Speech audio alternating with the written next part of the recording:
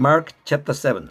The Pharisees and some of the teachers of the law who had come from Jerusalem gathered around Jesus, and saw some of his disciples eating food with hands that were defiled, that is, unwashed. The Pharisees and all Jews do not eat unless they give their hands a ceremonial washing, holding to the tradition of the elders. When they come from the marketplace, they do not eat unless they wash.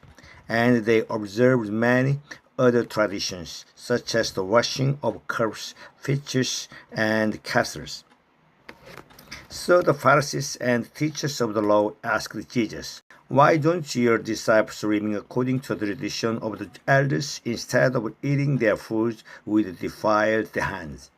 He replied, "Isaiah was right when he prophesied about your hypocrites, and it is written, 'These people honor me with their lips, but their hearts are far from me.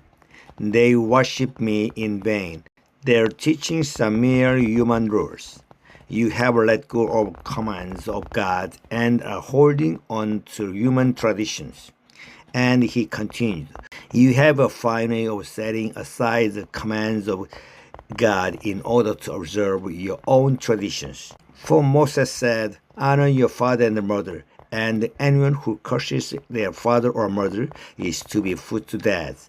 But you say that if anyone declares that what might have been used to help their father or mother is korban, that is devoted to God, then you no longer let them do anything for their father or mother. Thus you nullify the words of God by your tradition that you have handed down, and you do many things like that." Again Jesus called the crowd to him and said, "Listen to me, everyone, and understand this. Nothing outside the person can defile them by going into them. Rather, it is what comes out of a person that defiles them." After he had left the crowd and entered the house, his disciples asked him about this parable. "Are you so dull?" he asked. "Don't you see that nothing that enters a person from the outside can defile them? For it doesn't go into their hearts, but into their stomach and then out of the body." In saying this, Jesus declared all food clean. He went on, "What comes out of a person is what defiles them. For it is from within, out of a person's heart, that evil thoughts come: sexual immorality, theft, murder, adultery, greed, malice, deceit, lewdness, envy, slander, arrogance, and folly. All these evils come from inside and defile a person." Jesus left the place and went to the vicinity of Tyre. He entered the house and did not want anyone to know it.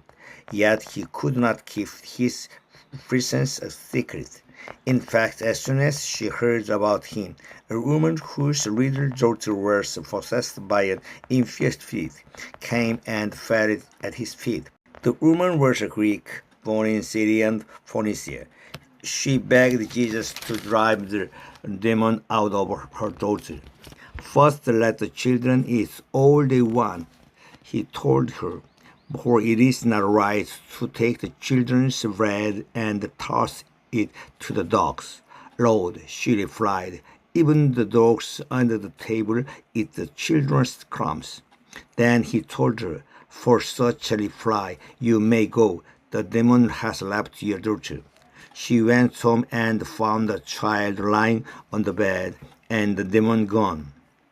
When Jesus left the vicinity of Tyre and went through Sidon, down to the Sea of Galilee and into the region of the Decapolis, where some people brought to him a man who was deaf and could hardly talk, and they begged Jesus to place his hand on him. After he took him aside away from the crowd, Jesus put his fingers into the man's ears. Then he spit and touched the man's tongue. He looked up to heaven and with a deep sigh said to him, "Ephphatha," which means "be opened." At this the man's ears were opened, his tongue was loosened, and he began to speak plainly. Jesus commanded them not to tell anyone, but the more he did so, the more they kept talking about it.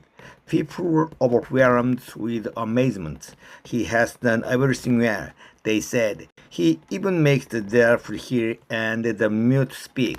Amen.